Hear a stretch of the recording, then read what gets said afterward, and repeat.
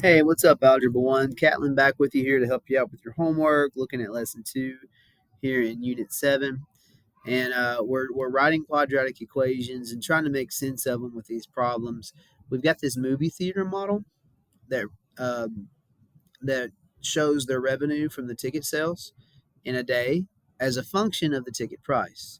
So you're plugging in the ticket price and it's spitting out over here to the side the amount of money that you make in revenue, all right, that you bring in, right?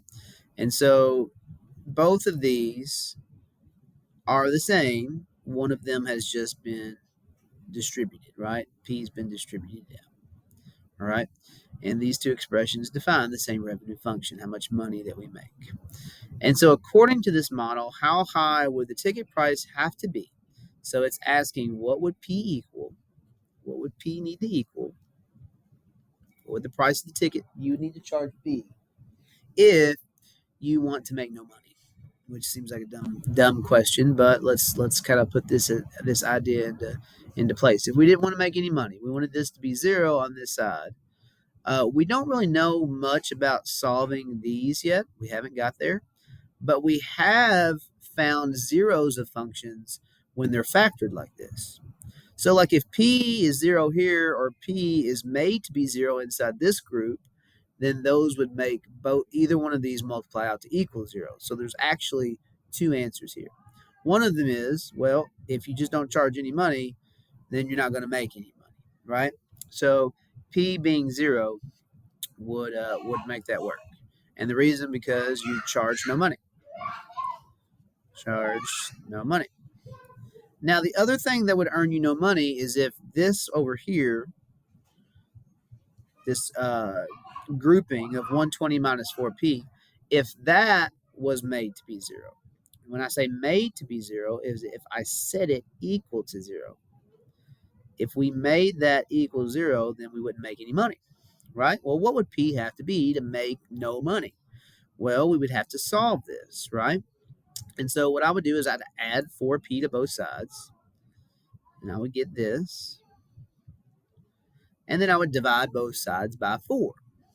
Now, 4 goes into 12 three times, and the 0 makes that 30. So if I charged $30 per ticket, I probably wouldn't sell any tickets. And I think that's what this is saying, is that you charged way too much for your theater ticket. And so people aren't going to come to your show, right? And so I think that's what's going to happen in that case. So I could charge no money, or I could charge $30 for the tickets. I wouldn't make anything. But things that are in between that, I'd probably make a pretty good profit, and we could use this model to maximize our profit, which we will look at later in this unit. But this one right here, you could say that when p equals 30, it makes the second factor, which is in the parentheses right here, makes that second, excuse me, it makes that second factor equal 0 as I try to talk, equal 0. Sorry about that. Okay, and the next question. What equation can you write to find out what the ticket price would allow the theater to make $600 in revenue? Well, we just found out when we want it to be 0, right?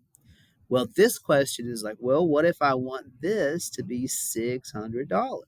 Well, I would essentially write either one of these equations set equal to 600. I would do the factored one just because that one's easier to solve for us right now, right? We could solve both of those. So, like P multiplied by 120 minus 4P equals 600. I could write that equation. I could also write the second one, which I think is less likely be one that you would use, but I could set that up as well, and it would be solved, and it would tell me when I would make $600. And there might be a couple of different ways I could make $600. There might be two ways that I can make $600. We haven't got that far yet, but that's where we're going. Like, what p's could I plug in to get $600? It's a parabola, so it's very likely that it hits it in two different ways. Maybe I charge a lower price and I hit it one way, and I charge a higher price and I hit it another way. Business often works like that. So if I charge higher, maybe not as many people go, but I still make $600. If I charge a lower price, maybe more people go, but I charge less, but I still make $600, and it just kind of levels out in the end. But these are two that I could write to find out what the price would uh, have to be if I wanted to make $600 in revenue. All right, I hope this helps.